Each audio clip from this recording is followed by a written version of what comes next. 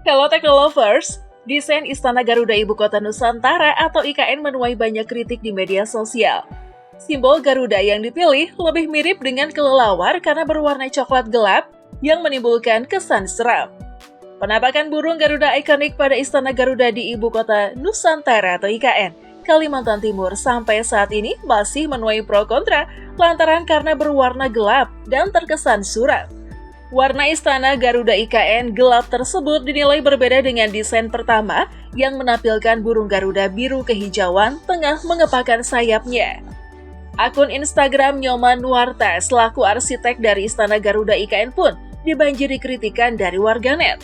Komentar-komentar bernada pedas tersebut berkaitan dengan respon Nyoman Nuarta terhadap kritikan publik akan desain Garuda IKN yang dianggap melenceng dari gambar-gambar yang selama ini beredar. Warganet bahkan menyebut Istana Garuda mirip dengan Istana Kelelawar karena warnanya yang hitam dan juga bentuknya yang sekilas mirip kelelawar. Terlepas dari sebutan unik lain dari netizen terhadap Istana Garuda, Nyoman Nuarta juga memberikan pernyataan atas karyanya yang viral di media sosial. Pernyataan paling kontroversialnya adalah menyebut desainnya berbeda level dengan desain rumah, toko, ataupun hotel. Perancang Istana Garuda, Nyoman Nuarta mengatakan, warna logam kuningan di bagian muka itu akan mengalami perubahan menjadi hijau kebiruan, seiring proses alami bernama patina. Warna kuningan di bagian depan akan berubah menjadi hijau. Tergantung kondisi alam, proses oksidasi secara perlahan akan mengubahnya menjadi biru toska, kata Nyoman. Dilansir dari Antara Minggu 11 Agustus 2024. Nah, berikut hal-hal yang perlu diketahui tentang Istana Garuda IKN berwarna gelap dan akan berubah menjadi kehijauan.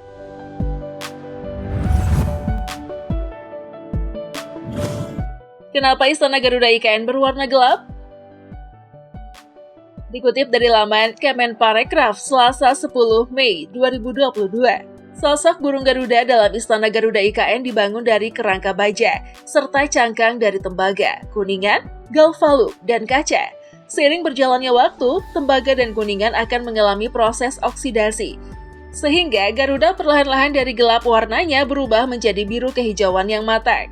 Proses perubahan warna serupa juga dialami oleh karya lain, Nyoman Nuarta. Patung Garuda Wisnu Kencana atau GWK di Bali. Patung ikonik lain seperti Liberty di New York, Amerika Serikat juga mengalami proses oksidasi. Nyoman Nuarta menjelaskan, rangka dalam Istana Garuda dibuat dengan sangat teliti dan cantik, menggunakan baja buatan dalam negeri yang dibeli dari Krakatau Steel. Seluruh rangka dibuat khusus dengan material yang telah memenuhi tingkat komponen dalam negeri atau TKDN, bukan produk yang dibeli di pasaran. Apa itu proses oksidasi? Oksidasi adalah sebuah proses saat udara dan air bereaksi dengan pelat tembaga. Proses ini umum terjadi pada patung yang terbuat dari logam seperti tembaga dan perunggu. Oksidasi melibatkan reaksi kimia antara logam dengan oksigen dan kelembaban di sekitarnya, yang akhirnya membentuk lapisan oksidasi. Saat patung logam terpapar udara dan kelembaban, logam mulai mengalami reaksi kimia dengan oksigen. Pada logam seperti tembaga, oksidasi menghasilkan oksida tembaga, yang kemudian membentuk lapisan tipis karbonat tembaga yang disebut patina. Dilansir dari Kompas.com, Sabtu 23 Oktober 2021, patina akan melindungi tembaga dari korosi sehingga tidak menimbulkan kerusakan yang lebih parah. Pada patung Liberty di New York, patina yang terbentuk dari proses oksidasi tembaga menghasilkan warna hijau kebiruan yang khas. Hal sama juga terjadi pada patung GWK yang memanfaatkan lapisan patina dari proses oksidasi untuk memberi warna kehijauan yang menawan. Apa saja faktor yang mempengaruhi perubahan warna patung? Proses oksidasi dan pembentukan patina sangat bergantung pada tingkat kelembaban dan polusi udara di sekitar patung atau bangunan. Semakin tinggi kelembaban dan polusi, semakin cepat proses oksidasi terjadi. Sebab peningkatan kelembaban akan mempengaruhi laju korosi, sehingga lebih cepat memunculkan patina. Sepanjang patung atau bangunan masih berdiri, patina akan terus muncul dan berkembang untuk melindungi logam dari korosi. Kondisi ini yang menjadi alasan mengapa patung dan bangunan dari tembaga, kuningan, serta perunggu dapat tahan sangat lama. Bagaimana contoh oksidasi pada patung logam? Contoh proses oksidasi terjadi pada patung Liberty, yang pertama kali tiba di pelabuhan New York pada 10 Juni 1885. Terbuat dari tembaga murni, seluruh bagian patung Liberty semula memiliki warna coklat agak kusam khas logam. Setelah 30 tahun, patung ini mulai berubah menjadi hijau kebiruan akibat proses oksidasi yang terjadi karena paparan udara dan kelembaban. Patina yang terbentuk pun melindungi tembaga patung Liberty dari korosi lebih lanjut dan memberikan warna yang khas seperti saat ini. Di sisi lain, ada patung GWK di Bali yang terbuat dari ribuan potong lempengan tembaga yang dipotong menjadi bentuk segitiga.